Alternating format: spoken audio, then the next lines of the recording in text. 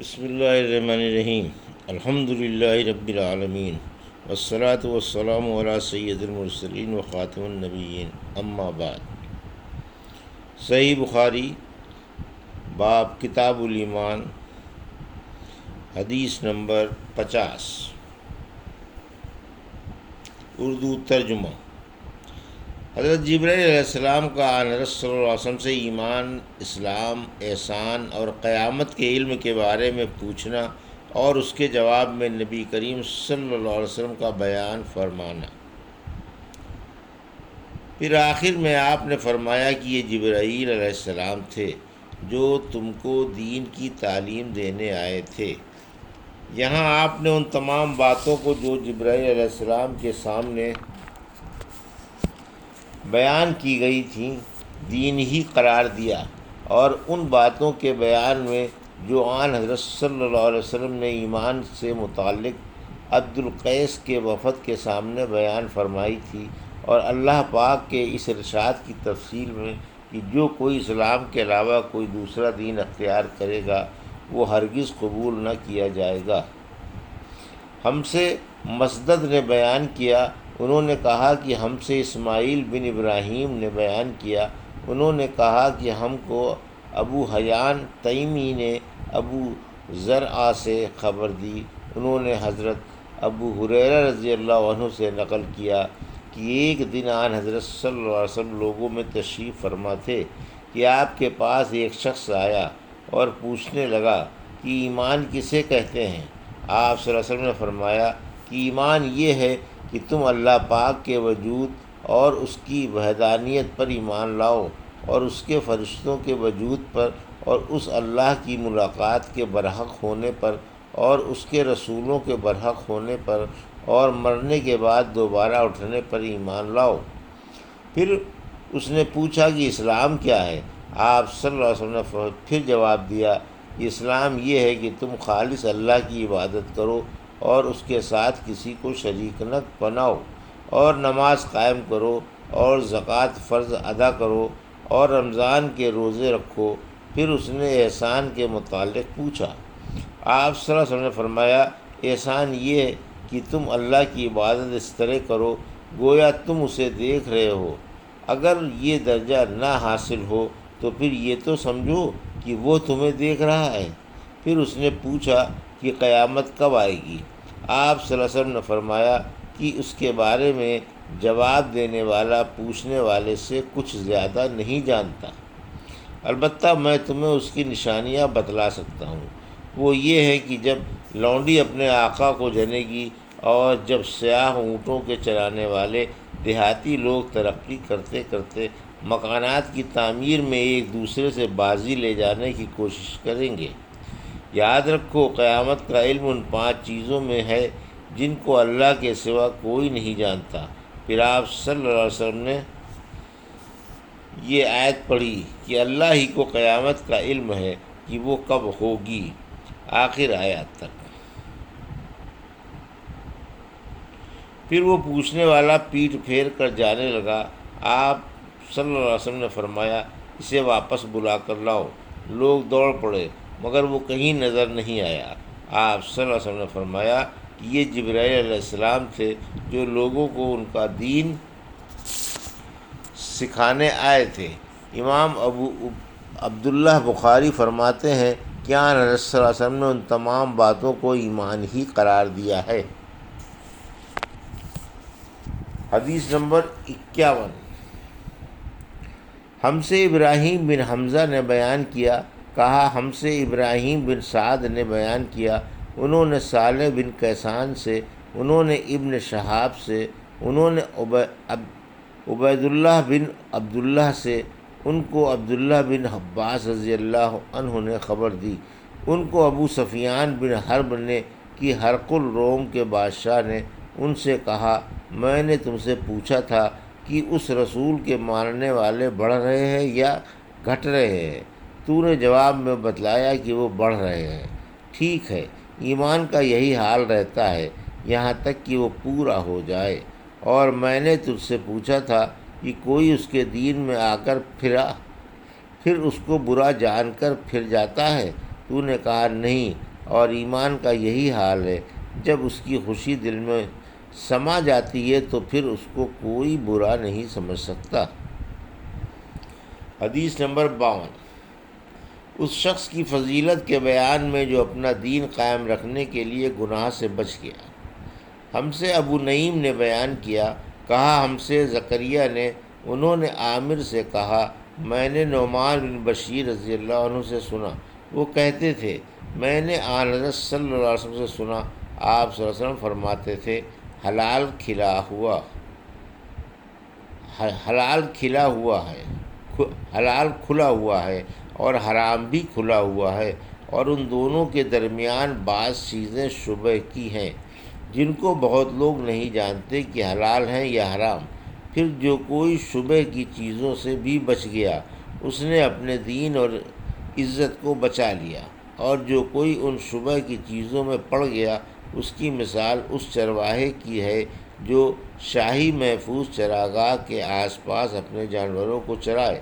وہ قریب ہے کہ کبھی اس چراگاہ کے اندر گھس جائیں اور شاہی مجرم قرار پائے۔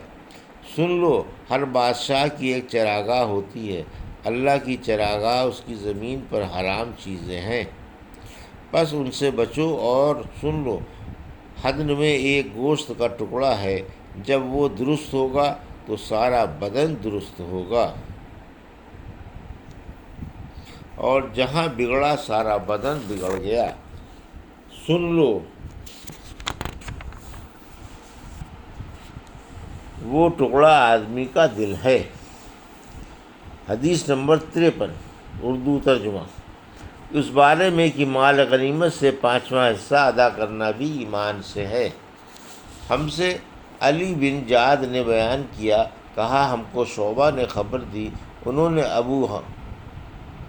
ابو جمرہ سے نقل کیا کہ میں عبداللہ بن عباس رضی اللہ تعالیٰ کے پاس بیٹھا کرتا تھا، وہ مجھ کو خاص اپنے تخت پر بٹھاتے۔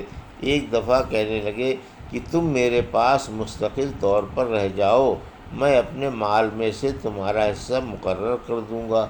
تو میں 2 ماہ تک ان کی خدمت میں رہ گیا۔ پھر کہنے لگے کہ عبد القیس کا وفد جب آن حضرت صلی اللہ علیہ وسلم کے پاس آیا تو آپ نے پوچھا کہ یہ کون سی قوم کے لوگ ہیں، یا یہ وفد کہاں کا ہے؟ انہوں نے کہا کہ ربیہ خاندان کے لوگ ہیں۔ آپ صلی اللہ علیہ وسلم نے فرمایا، مرحبا اس قوم کو یا اس وفد کو، نہ ذلیل ہونے والے نہ شرمندہ ہونے والے، یعنی ان کا آنا بہت خوب ہے۔ وہ کہنے لگے، اے اللہ کے رسول صلی اللہ علیہ وسلم، ہم آپ کی خدمت میں صرف ان حرمت والے مہینوں میں آ سکتے ہیں کیونکہ ہمارے اور آپ کے درمیان مضر کے کافروں کا قبیلہ آتا ہے، پس آپ ہم کو ایک ایسی قطعی بات بتلا دیجئے جس کی خبر ہم اپنے پچھلے لوگوں کو بھی دیں جو یہاں نہیں آئے، اور اس پر عمل درآمد کر کے ہم جنت میں داخل ہو جائیں۔ اور انہوں نے آپ سے اپنے برتنوں کے بارے میں بھی پوچھا، تو آپ صلی اللہ علیہ وسلم نے ان کو 4 باتوں کا حکم دیا اور 4 قسم کے برتنوں کو استعمال میں لانے سے منع فرمایا۔ ان کو حکم دیا کہ ایک اکیلے خدا پر ایمان لاؤ۔ پھر آپ صلی اللہ علیہ وسلم نے پوچھا کہ جانتے ہو ایک اکیلے خدا پر ایمان لانے کا مطلب کیا ہے؟ انہوں نے کہا کہ اللہ اور اس کے رسول ہی کو معلوم ہے۔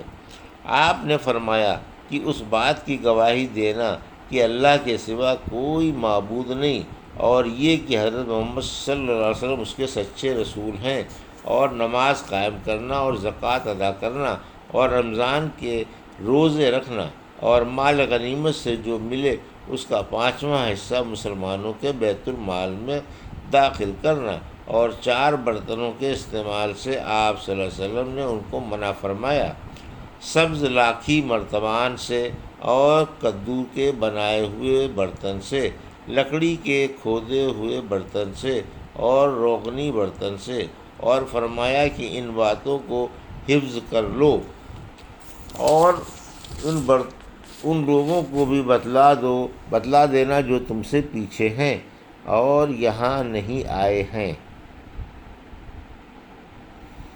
حدیث نمبر 54، اردو ترجمہ۔ اس بات کے بیان میں کہ عمل بغیر نیت اور خلوص کے صحیح نہیں ہوتے، اور ہر آدمی کو وہی ملے گا جو نیت کرے گا۔ تو عمل میں ایمان، وضو، نماز، زکوٰۃ، حج، روزہ اور سارے احکام آ گئے۔ اور سورہ بنی اسرائیل میں اللہ نے فرمایا، اے پیغمبر کہہ دیجئے کہ ہر کوئی اپنے طریق یعنی اپنی نیت پر عمل کرتا ہے، اور اسی وجہ سے آدمی اگر ثواب کی نیت سے خدا کا حکم سمجھ کر اپنے گھر والوں پر خرچ کر دے تو اس میں بھی اس کو صدقے کا ثواب ملتا ہے۔ اور جب مکہ فتح ہو گیا تو آن حضرت صلی اللہ علیہ وسلم نے فرمایا تھا کہ اب ہجرت کا سلسلہ ختم ہو گیا، لیکن جہاد اور نیت کا سلسلہ باقی ہے۔ ہم سے عبداللہ بن مسلمہ نے بیان کیا، کہا ہم کو امام مالک رحمۃ اللہ علیہ نے خبر دی، انہوں نے یحییٰ بن سعید سے، انہوں نے محمد بن ابراہیم سے، انہوں نے علقمہ بن وقاص سے، انہوں نے حضرت عمر رضی اللہ تعالیٰ عنہ سے کہ حضرت صلی اللہ علیہ وسلم نے فرمایا، عمل نیت ہی سے صحیح ہوتے ہیں، یا نیت ہی کے مطابق ان کا بدلہ ملتا ہے، اور ہر آدمی کو وہی ملے گا جو نیت کرے گا۔ بس جو کوئی اللہ اور اس کے رسول کی رضا کے لیے ہجرت کرے، اس کی ہجرت اللہ اور اس کے رسول کی طرف ہوگی، اور جو کوئی دنیا کمانے کے لیے یا کسی عورت سے شادی کرنے کے لیے ہجرت کرے گا تو اس کی ہجرت انہی کاموں کے لیے ہوگی۔ حدیث نمبر 55، اردو ترجمہ۔ ہم سے حجاج بن منہال نے بیان کیا، وہ کہتے ہیں کہ ہم سے شعبہ نے بیان کیا، وہ کہتے ہیں مجھ کو عدی بن ثابت نے خبر دی، انہوں نے عبداللہ بن یزید سے سنا، انہوں نے عبداللہ بن مسعود سے نقل کیا، انہوں نے آن حضرت صلی اللہ علیہ وسلم سے کہ آپ نے فرمایا، جب آدمی ثواب کی نیت سے اپنے اہل و عیال پر خرچ کرے تو وہ بھی اس کے لیے صدقہ ہے۔ ابھی آپ نے صحیح بخاری باب کتاب الایمان کی حدیث نمبر 50 سے 55 کی اردو ترجمے کو سماعت فرمایا۔ اللہ سے دعا ہے ہمیں ان حدیثوں کو صحیح طریقے سے سمجھنے کی اور اس پر زندگی میں عمل کرنے کی توفیق عطا فرمائے، آمین یا رب العالمین۔